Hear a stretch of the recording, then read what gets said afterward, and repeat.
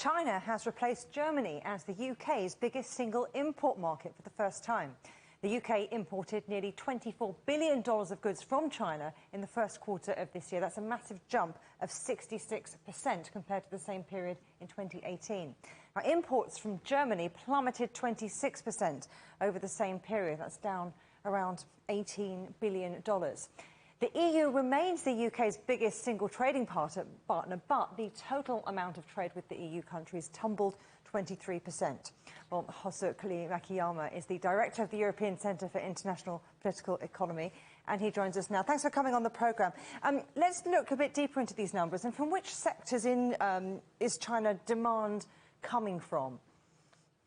Well, one of the major factors into this systemic change that we have seen is, of course, because of the COVID, which means that we have seen a major increase of imports, for example, like in textiles and medical protective equipment. So much of that has to do with the fact that people are actually, demanding these items which were not really amongst the household goods that people would buy before. And of course, that is on demand in NHS.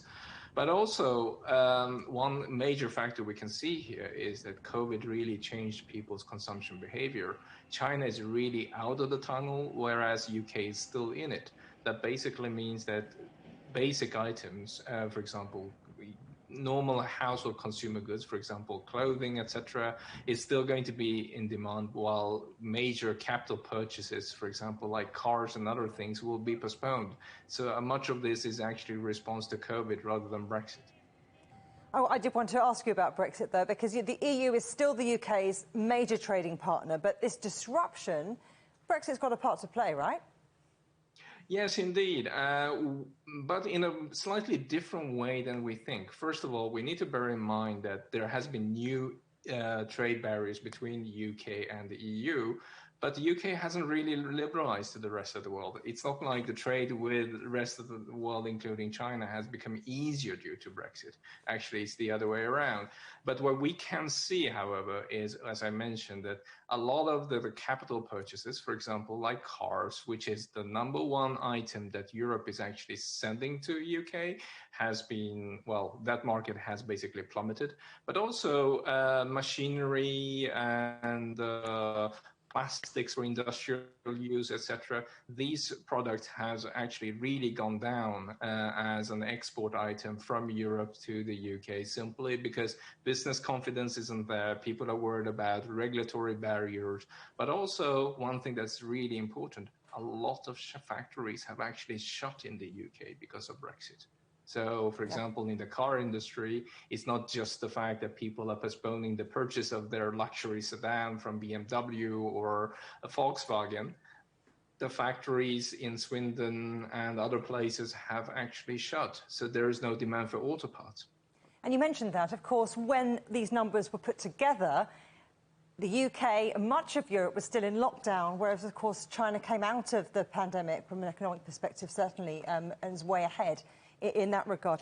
Where else, though, would you say that the trade relationship has changed because of the events of the last year?